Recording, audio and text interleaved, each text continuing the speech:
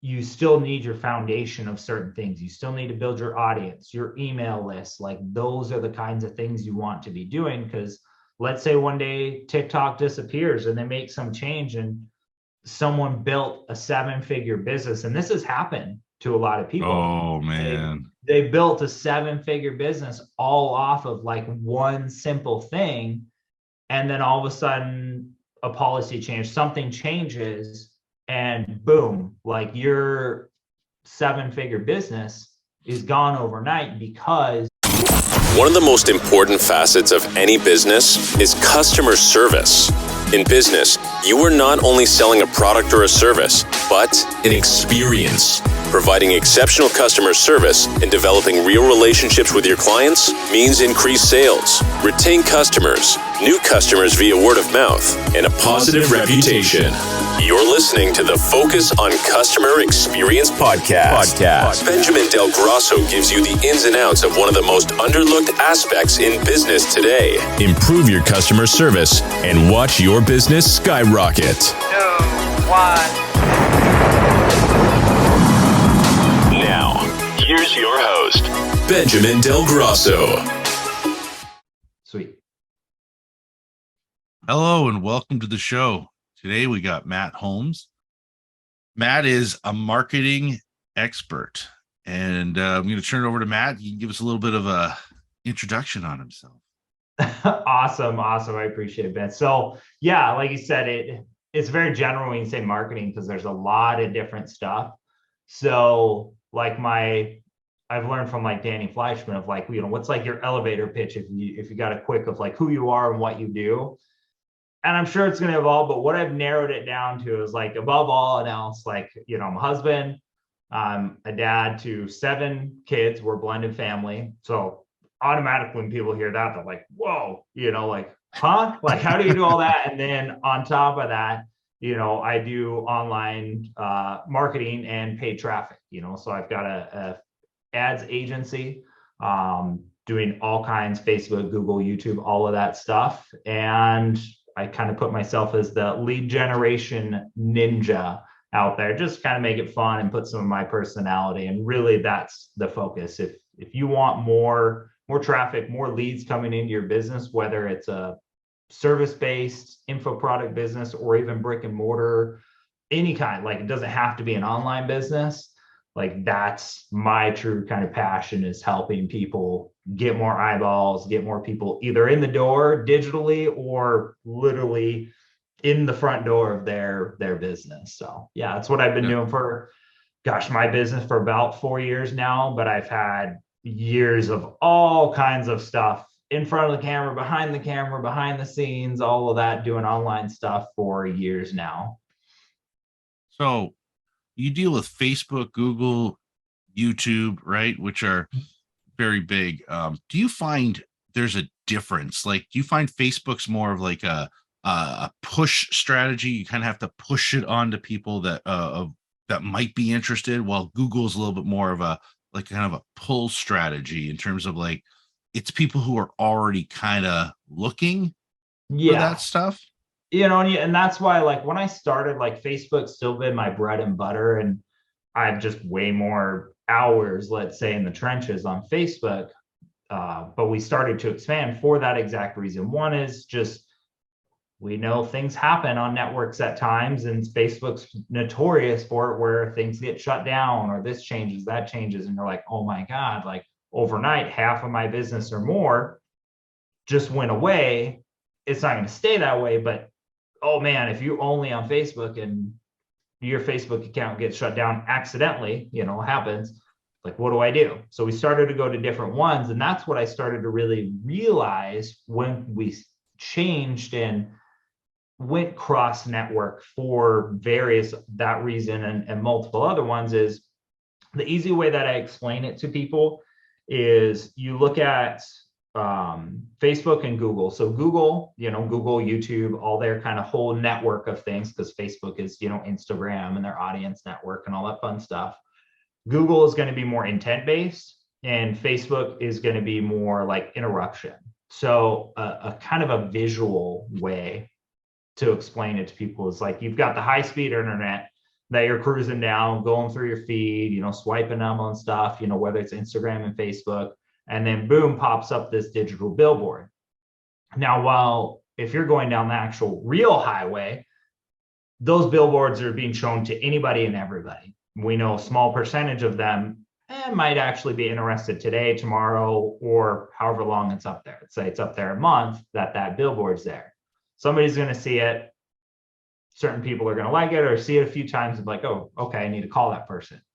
While Facebook is really good at targeting, so it's going to show let's say your digital billboard to the most likely people that are going to interact and convert, whether you're looking for traffic or you're looking for a conversion for a sale or somebody to schedule a call to meet with your business, that it is much more targeted, but it is kind of interruption. It's saying like, hey, over here, like you're probably interested in this, and that's where your copy and creative have to be so powerful, because you have to stop that scroll, capture their attention, connect with them, and then the goal is to drive that click to a lead form or the website, whatever it might be.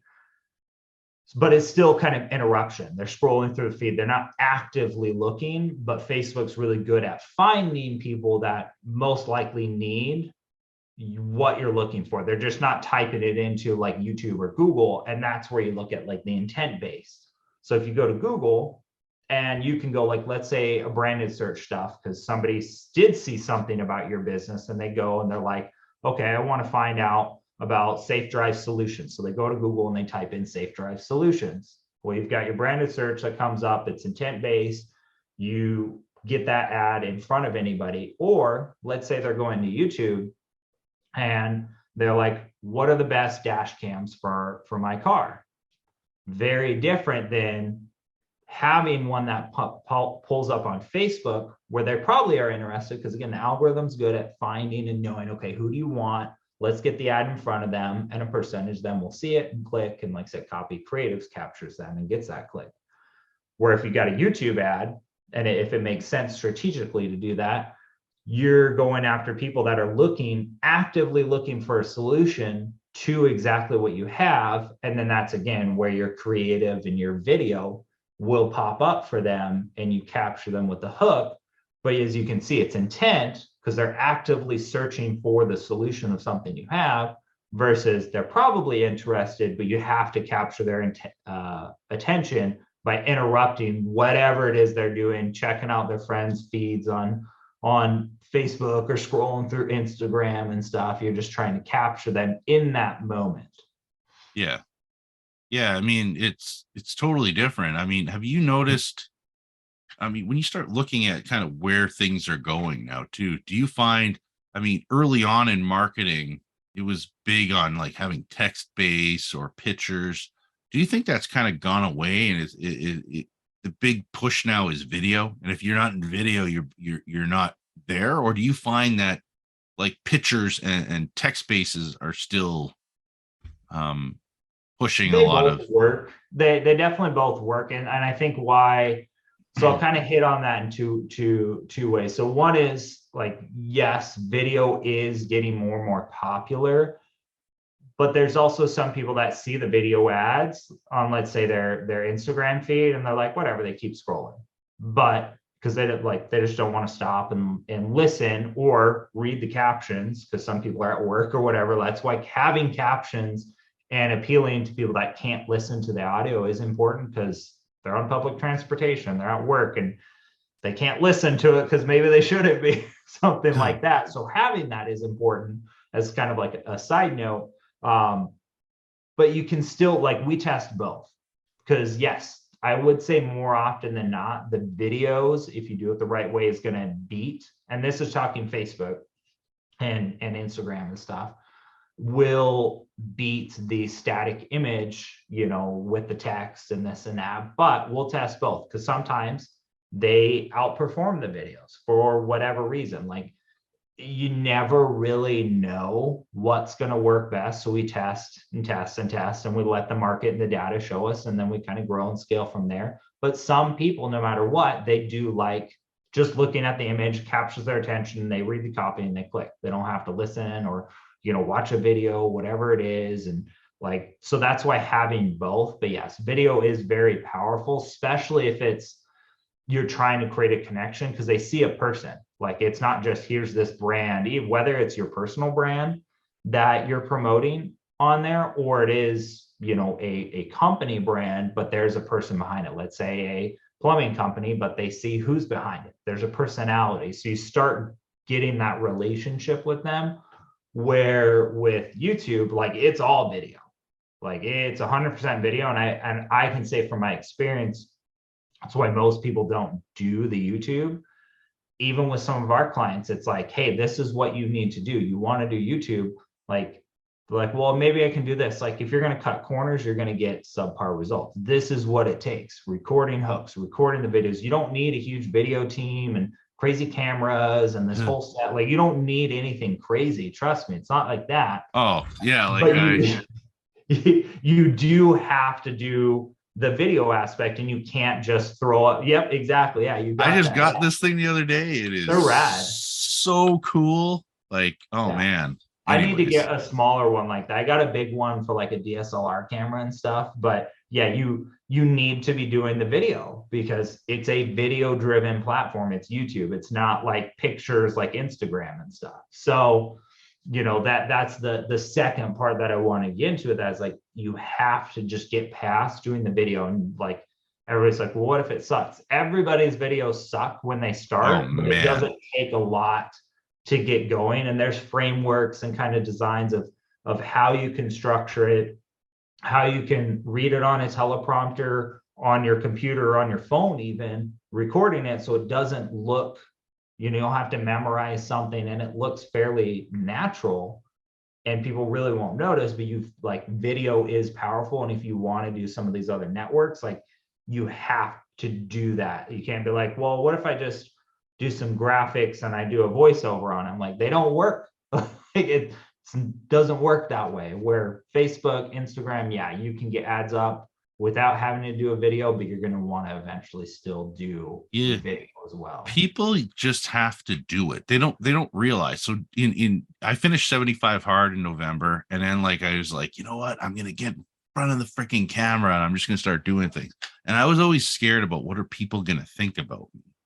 Oh man, what if they don't like the video? Like, don't get me wrong. Natural human thing. I had a video I made yesterday, and I cut it up into small chunks, and I was like, I'll just put this thing on YouTube Shorts and see what happens. And I had 3 dislikes really quick, and I was like, okay, yeah, this makes sense to deliver the whole 5-minute video, but to deliver the intro as a short is a complete waste of time, because I actually didn't offer really any value, because it's the whole beginning of me saying, these are the tools you're going to need.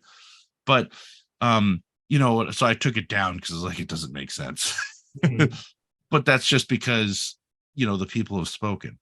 But anyways, needless to say, my most popular video has over 3,000 views. I did it in December, and literally I had I used my phone as the camera. I used, what is it called? Epoch Cam Pro, I think is what I was using. So you can use your iPhone as the camera. And then I had a really cheap microphone, a $50 microphone I bought off Amazon.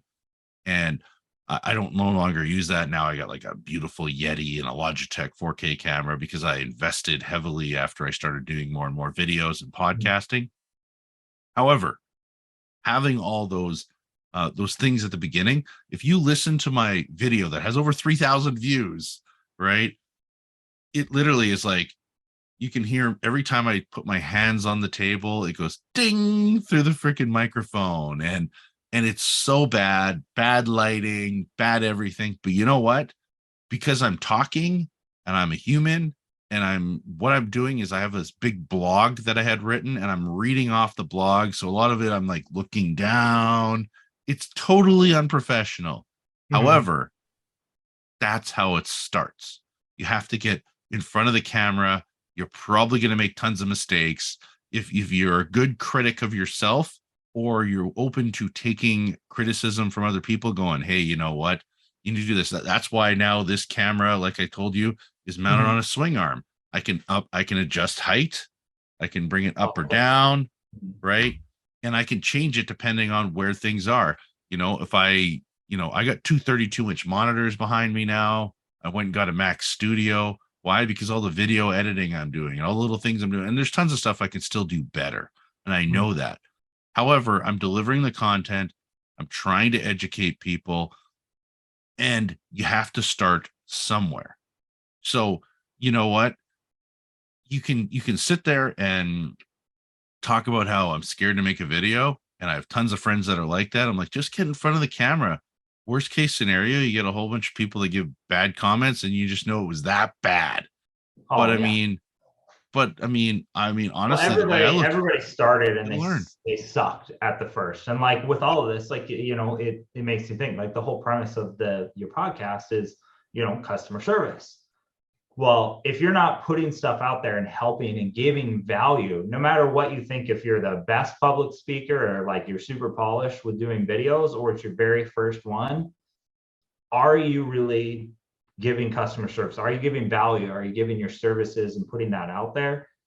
If you're not, and it's funny to me because that's just my personality. But as I told you, one of the events I was at the other month, one of the biggest things that stuck out for the 2 days that they kept saying, and it was because it was funny, but it was so true because a lot of people go through this. It's not abnormal to be like, well, I'm worried about what are people gonna say? What if it sucks? And they were like, just start sucking today. And of course it's funny, but it's true. It's like you have to, we were talking about Andy Frisella, he's like, God, go listen to my first podcast. And he's like, they sucked. And even to me, I'm like, well, they were great because it was the value. Like, I didn't think of like, yeah, maybe if I compare him, he's got this super nice professional studio now. And then they were just recording with mics in his conference room before. Yeah, I mean, quality like that's different, but the value of what was being said is there. And he's just way more polished on like doing the intros, doing this, like that just happens with experience. Go to all these people and they're like, go back to my very first videos. And they're like, they sucked, but you start doing it, and it doesn't take a while. Like you said, like the cameras and microphones and stuff we have in these phones these days, because most people have, the newest or newer iPhones, Androids, they're amazing. They're way better than DSLRs you could buy a few years ago, for the most part, basic ones that people would buy outside of, super crazy, like the quality they get. And you don't need, yes, there's cheap ways and stuff like, I've got similar, like I got this stationary thing that's got this plug-in microphone and a little light, like it doesn't cost a lot. And you can to polish it up a little bit to have a little bit better microphone. They got wireless ones, or I've had plug-in ones. I plug in my phone, you set up your phone and there's like a little lapel mic. You can use those, but you don't have to. You can literally hold your phone. And as long as you don't have freaking construction going in the background and crazy background noise, like it annoys people when they can't hear you and they're like, whatever, like I hear more of these annoying noises in the back. But even like for me, if I have my crazy kids in the background, sometimes they run by, like that's real and it's natural, but it's the value and what you're putting out there. Again, it's that customer service. Like that's part of your customer service, is doing that and putting that value out there no matter what. And we all suck, but the more you do it, the less you suck, you get better and better. Well, yeah. So talking about devices, so I bought this the other day because this is just a DJI mount, right? For people who are watching this and not just listening. So this DJI mount, so I had a guy come do a professional photo shoot of me like with the vehicle, and then he used this to make a little video of me doing a whole install of a dash camera in a vehicle. And this thing here has a little like magnetic mount, and literally it just kind of slots in. And for anybody who's never used one of these things, so when you actually turn this on, what happens is it'll actually set up. See, I just hit a button. It's set up for a certain angle, and then it'll actually AI track you. So you can actually go into the program, circle where your face is, and it'll move with your face as you're moving. This gadget is pretty cool. It was only $128 Canadian. So yeah, right? that's all. And the big Like, thing with that is like you don't need it to start, but it adds as you do more, like you said, like let me invest into it. So if you do a lot of walking videos, like you can hold that and it stabilizes it. So there's no bouncing and moving around. But if you see most videos out there of people like they're standing up, like they're holding their phone in their hands. If you don't, it's a lot of people think you need these things, but it's really just us telling ourselves like, oh, when I get this, I can be like that, or I can do better. It's like, no, like you can do it. Yeah, it's gonna suck. You're gonna fumble and do all these things, but it's just not overthinking and just putting it out there, like delivering that service to, your target market or building that audience and yeah, nurturing those people. yeah, just go out there and do it before you get fancy. And the reason why I got this piece is because actually I haven't used it for walking around holding it yet, which is Mhm. probably the main reason why people buy it. But it has a stand, and I Yeah. actually propped it up on the seat so that while I'm like doing an install on a vehicle, I can kind of look at it, talk to it, and like hold up tools and kind of explain Yeah. to people, because people want to see what you're doing. Like they always like, are you gonna hide the Well, like you said, you can wires? move And around. what do you do?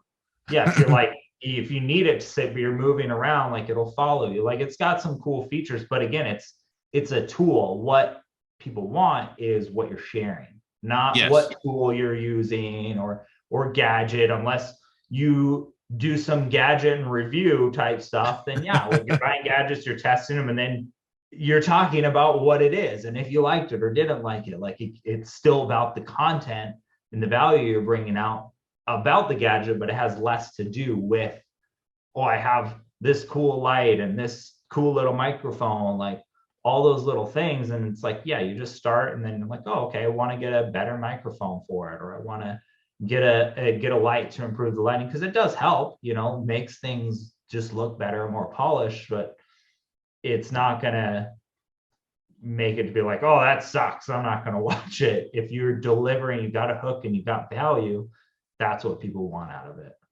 Yeah.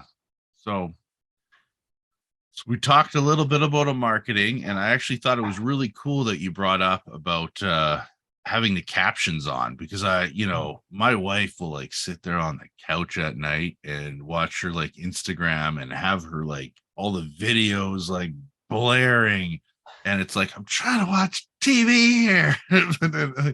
But I mean, and it irritates me, but I'm thinking like I didn't even think about that. If someone's on a bus, or because lots of people are commuting or whatever, right? And they're trying to like watch these things. It would piss off everybody surrounding area if they don't have like earbuds or something like that, right? So Yeah. having the captions there of kind of what's going on definitely makes it easier. And I definitely suck at doing the captions, even though sometimes the apps will auto generate it depending Yeah. on who it is, right? So I mean, but all those little things, it's like you could deliver one of the best videos, but if you're missing the captions, you've lost a big chunk of your audience now, right? And Yeah. that's where like someone like you comes in and makes sure that all those things are being hit, I would imagine. Yeah. Yeah. When we do a lot of that and the video editing and stuff like that for clients, we add in the caption. There's easy ways, like you said, like using TikTok is they will auto generate and you can go and edit because they're not perfect. And then there's places you can use like rev.com. They do transcribing, captions, all kinds of stuff, and they can put those onto the videos for you and you can edit them a little bit, of what you want. And then you can go to places like, hey, I want these captions, but I like this style because it's more like graphic designed, I guess, for Yeah. like a better term, of captions in there, and it looks really cool and you can change colors, fits branding, like you could do that. And like that's what we'll do for clients, but you don't have to you can find somebody cheap on Upwork or Fiverr, especially Fiverr. But a lot of them, like you said, Instagram does it, Facebook auto generates them, YouTube can auto generate them, or like you upload into Facebook auto generate and you can go and edit them, or TikTok automatically does it. And then there's cheaper apps, that you can find and edit and do that stuff on the phone. And you can write in the captions yourself, even if you wanted to. But yeah, it's because a lot of times I catch myself. I'm like, if I just always have my volume down, and I'll be watching stories or this, that. And it's like when they've got captions, I'm sitting there reading them. And I'm like, oh, gosh, I got to turn up. Like, I really want to hear this, but maybe, yeah, I am somewhere where it's like, shit, I can't hear it right now because there's all kinds of noises, this and that going on, or I don't want to annoy other people. So it's nice being able to read it because, again, it's not like you're getting your stuff in front of people they were actively searching. It's popping up because they're scrolling through reels and there's a suggested video or it's an ad that pops up. Like, it's not always convenient for that person to sit and watch and listen to the video. Makes sense. So what is the big thing that that you're doing different than, say, another marketing company? What sets you apart from a lot of the average marketing companies? You're saying what are the things that I'm doing different? I was thinking about it, and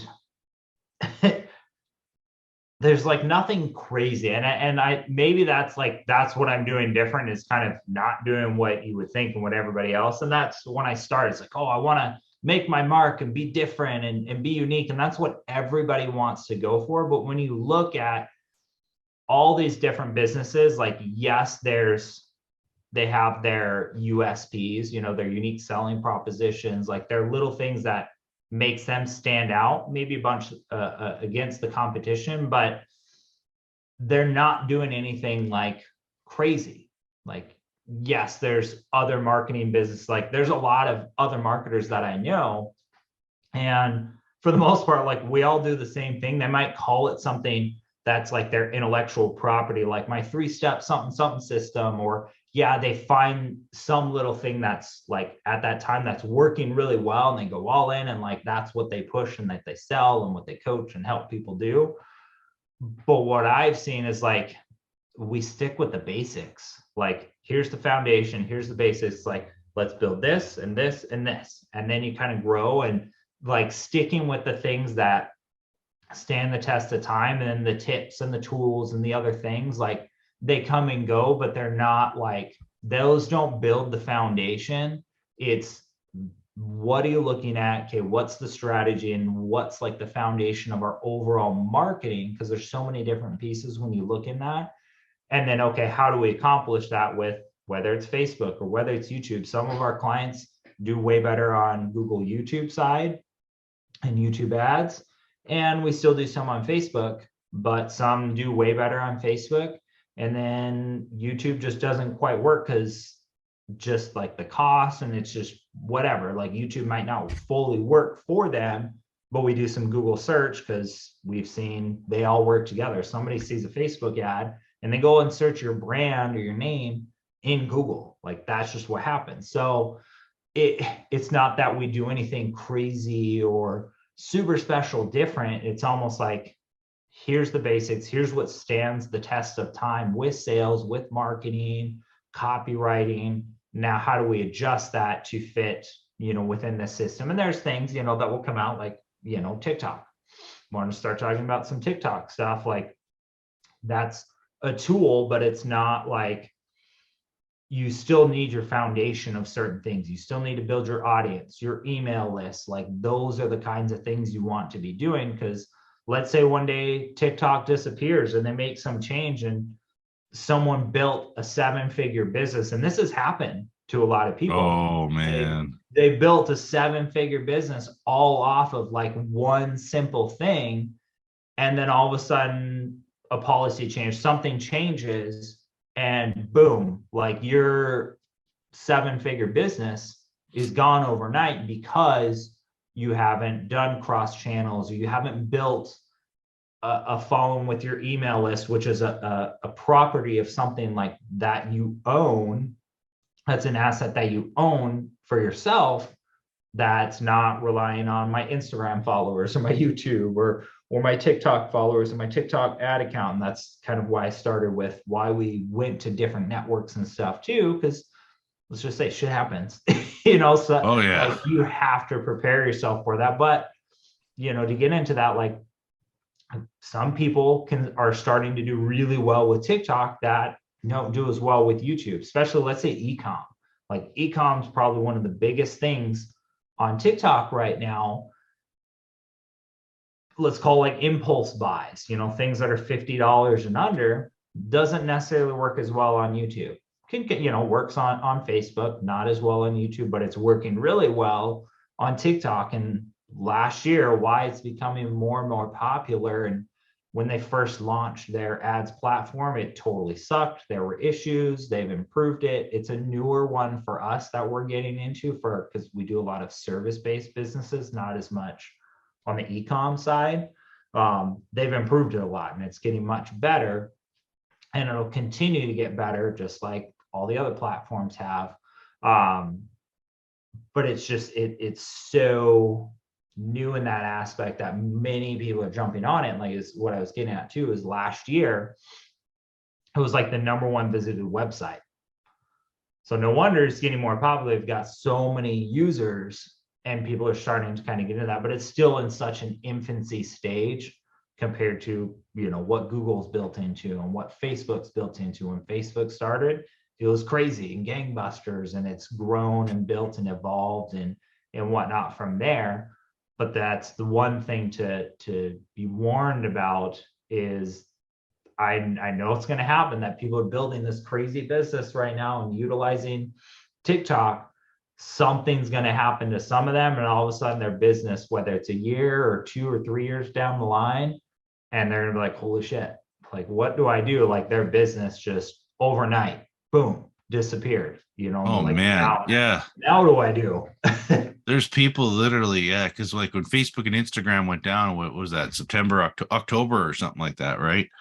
Or maybe it was November. Anyways, it went down, and they had that whole, that was crazy, because there's people I know that literally their whole business is on Instagram. They have nothing else. And I was like, man, like, you should have a Facebook page. You should be posting to Google My Business. You should have Google My Business updates. Like, no, Instagram is where it's at. That's all I want is Instagram. And then, like, literally overnight, they're like, I have no business now. Nothing. Because everything I put on was, my marketing was on Instagram. My posts were on Instagram.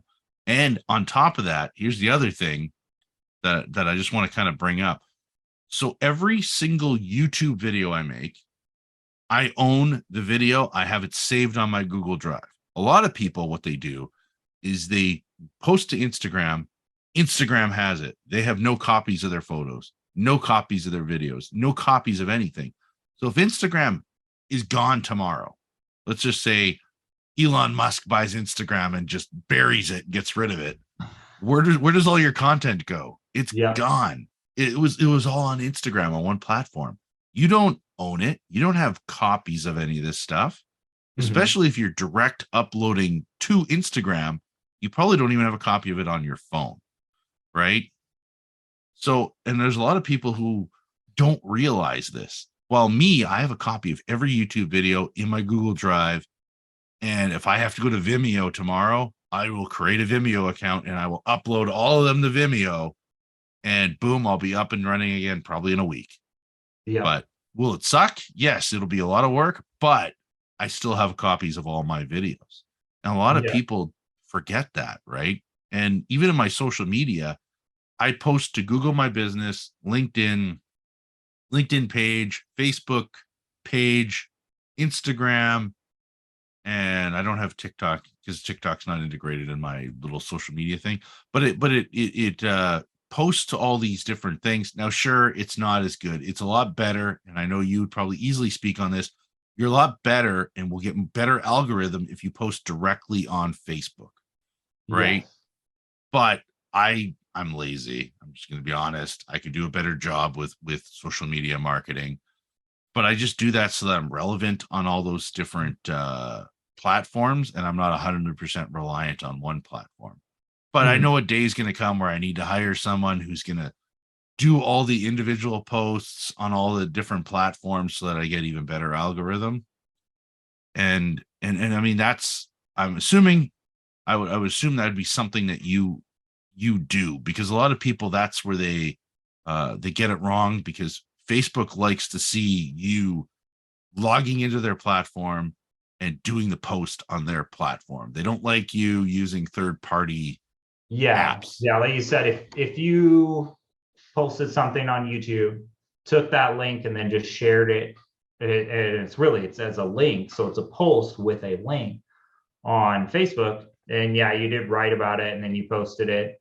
And then if you just uploaded the video and then wrote the same thing within Facebook, you're going to see the reach and everything's going to be way, way different for that exact reason. They don't want people to go off of there.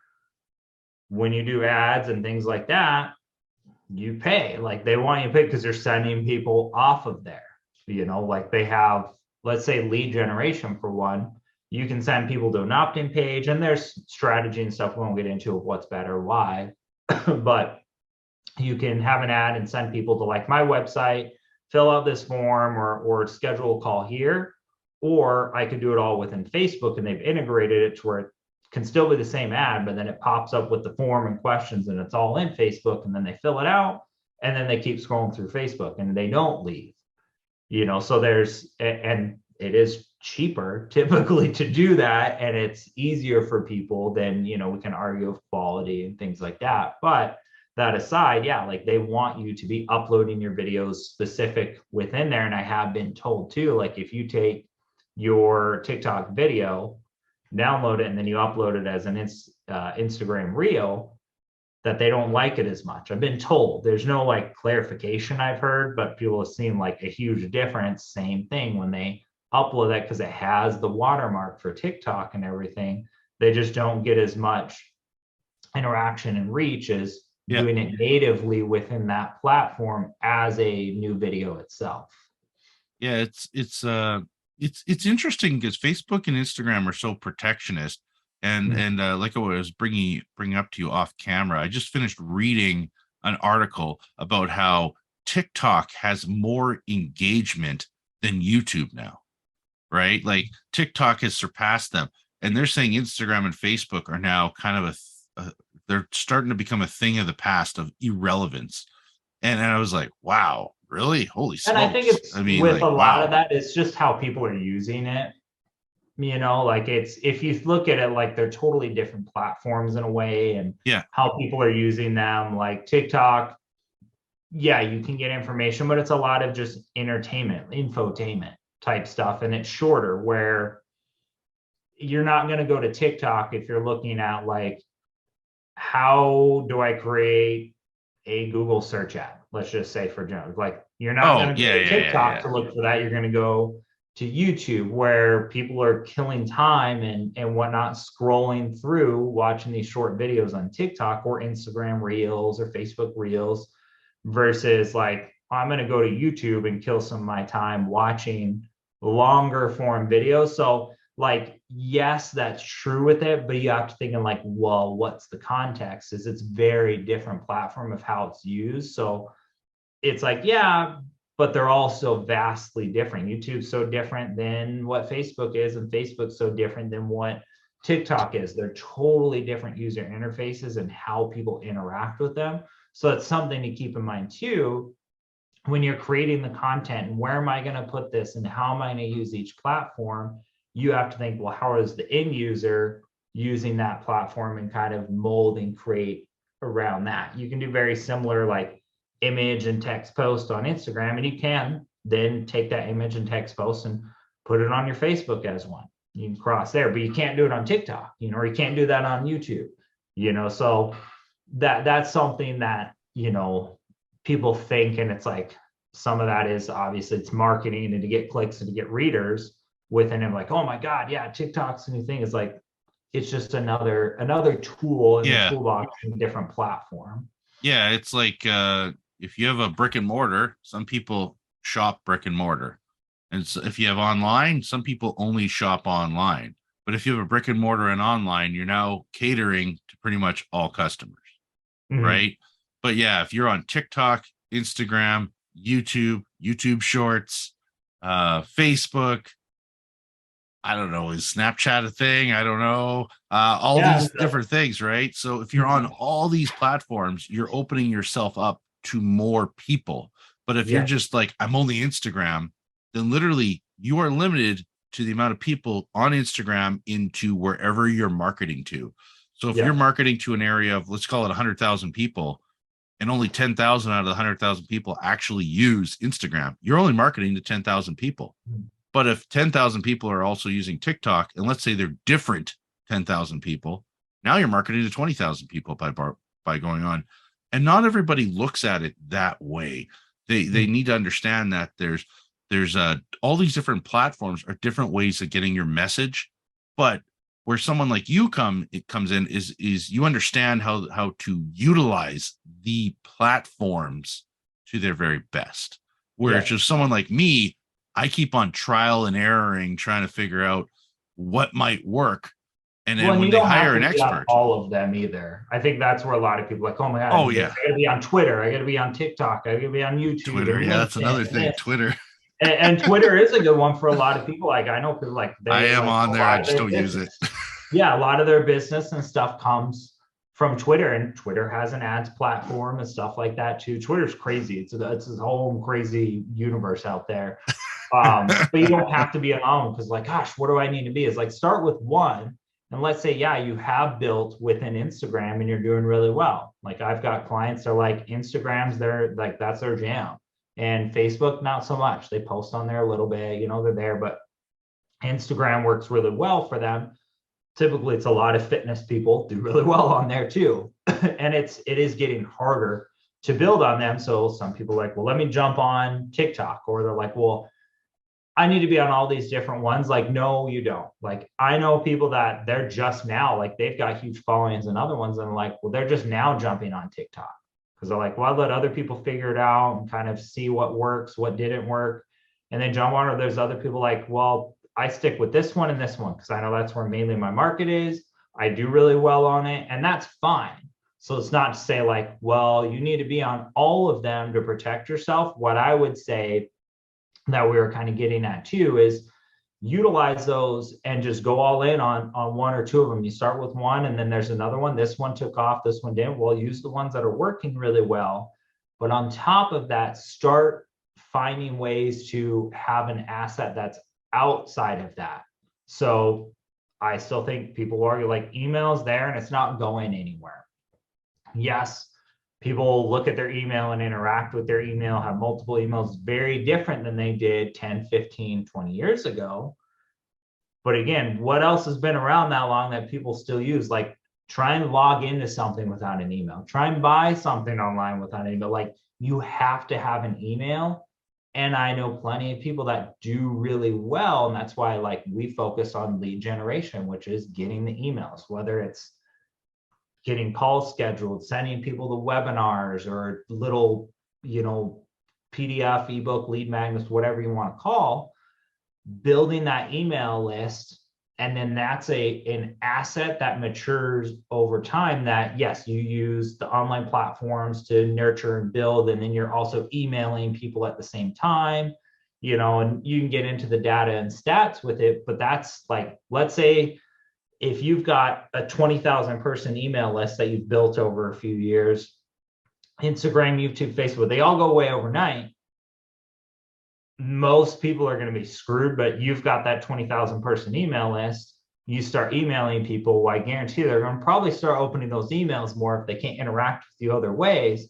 But you have that, like, unless you accidentally lose your email list and don't keep a backup of it or something, like, those can all go away, but you can still email people and still utilize that. Gmail, like, whatever, like, if you use Gmail or you use your own email service, like, that's gonna stay there and you can move it around to different places. It's not like, well, my Instagram's gone, all my content, my account's gone, and all my followers, you can't take them somewhere else. You can take that email list anywhere you go, even if you're like, well, I'm gonna close this and start a different business that they still could work with. Like, you have that. It's a digital asset that you own at that point. So it's still very powerful to be doing that on top of this. So finding ways to get people to give you their email list, because obviously you get it from customers, but people that you can nurture that will be a customer at some point in time, because most people aren't going to buy from you right away. It's a very small percentage of the total pie. Most people, like half are never going to buy from you or anybody else, but then the ones that will, they'll buy from you or a competitor, 30 days to like 24 months from now. You just want to keep nurturing them. So when they are ready to buy, you're top of mind and they buy from you. But again, that's one piece of still utilizing social and all that stuff, but having that email list, because you can constantly, whether it's a week, I know some people that do every day, some people do a couple times a week. They're just constantly interacting via email with people and nurturing them that way, on top of sending some of the same content. It's just in a different format on social, on video, on a Instagram post, and then they're emailing the same thing, emailing to people that they posted on Facebook. And that's fine, because some people will see both. Some people will see one or over the other. Some people don't use Facebook, surprisingly still, but they open their emails. So yeah, that's some really good information, because if social media just disappears tomorrow, right, you can't bring those lists. These people who are following you, they're gone. But if you have their information, don't own any of that stuff, like, yes, you own the intellectual property, and there's case laws and stuff that have happened with that, of your photos, stuff, people can't take it and use it. But it's like, you don't own that account, to where if Instagram goes bye-bye, you can't be like, hey, by the way, can I get that list of all the people the million people that were on my account that followed me? Like, good luck. Ain't ever gonna happen. They're gone. Yeah. So do you have any final words of wisdom for the listeners here?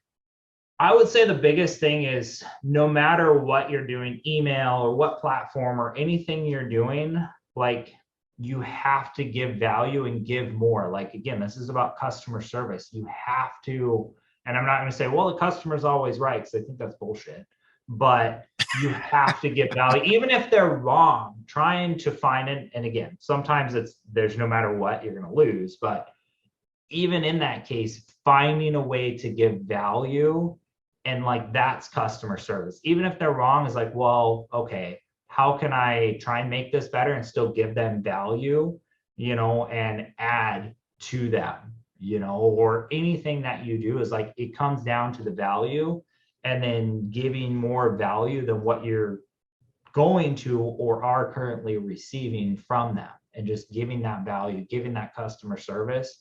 And again, no matter if it's email, Twitter, this, that, like, entertain people and give them value. That's awesome. That was great.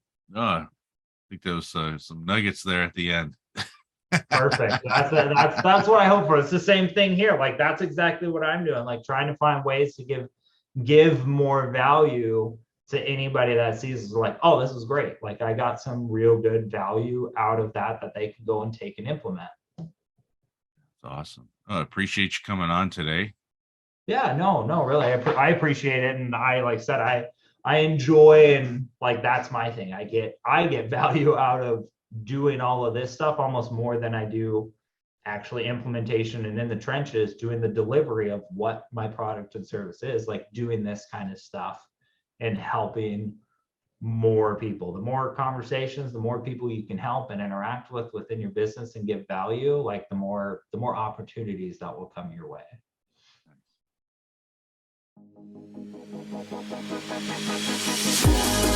Thanks for listening to the Focus on Customer Experience podcast. Be sure to subscribe wherever you get your podcasts so you never miss an episode. For more information or to connect with Ben, check out Benjamin Del Grosso on LinkedIn, at Safe Drive Solutions on Instagram, or www.safedrivesolutions.ca online. We'll see you next time.